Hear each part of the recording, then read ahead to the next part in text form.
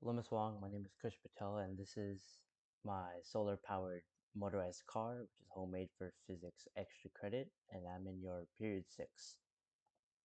So, the materials that I used are some mini solar panels from Garden Lights, an old RC car wheel, two DC motors, some wires, cardboard, a switch, two metal axles, one part from an old battery charger, and one old RC car battery.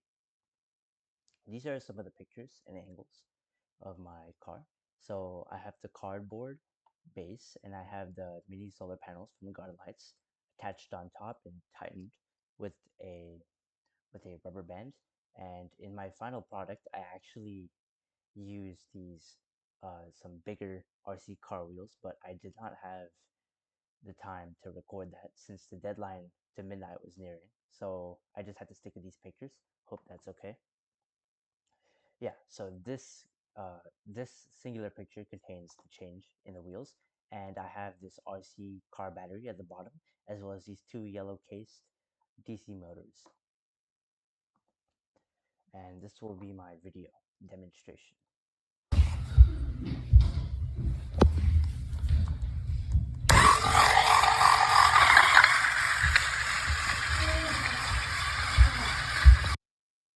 Okay, let me play that one more time.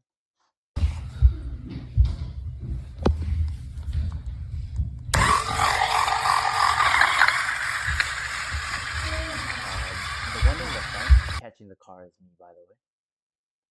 I just needed someone's help with recording the video. Okay. So, how does this product work? So the solar panels charge the RC car battery underneath, and the chip on top makes sure that it gets charged safely. The main source of this car is sunlight. Therefore, the vehicle will capture sunlight and it will excite the electrons inside the cells of the solar panels. And in the panel, we get what is called a voltage difference, which allows electrons to flow and make up a current. This energy will eventually transfer to the battery via wires, which allow the car to function when the switch is flipped. So the motor that's attached on the bottom converts this electrical energy into mechanical energy or kinetic mechanical energy, and this allows the car to move forward. And so, in basic terms, this would be light energy converted into electrical energy, converted into kinetic energy. And to simplify the process, it's that once I turn the switch on, the renewable solar generated energy will charge the battery, which will power the motors. And this will cause the wheels to spin, therefore allowing the car to move. And in order to calculate my work, I first found the velocity. So the initial velocity would be 0. So the final velocity would just be v of f minus v of I. So I just need to find distance over time. So that would be 0.55 meters per second. I found potential energy, which is mgh, and since it is on a flat surface, h would equal 0, which means that it is 0 joules. And kinetic energy would be 1 half times mv squared, which stands for 1 half times mass times velocity squared. And these are the values for these variables, which equates to 0.10 joules. And finally, to calculate work, we have to do force times distance.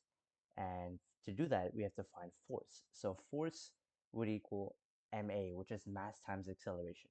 So the mass of my car would be about 673 grams, or 0.6737 kilograms, times the acceleration, which we are finding here with this equation. So we are setting the distance equal to 1 half times acceleration, which we are trying to find, times t squared. And we already have distance, which is 2.2 meters, and t, which is 4 seconds. So if we were to plug all these variables in, we would get 1 half a times 4 squared, and then that is 2.2 equals 8a. That's what you get when you eventually simplify it, and you will get a equals 0.275 meters per second squared. So now what you want to do is you just want to plug these variables in into F equals ma, and you will get approximately a value of 0.185 newtons. And now, in order to find work, we already have the distance and now we have the force. So work would equal 0.185 newtons times 2.2 meters, which is approximately 0.40 joules. Thank you for listening.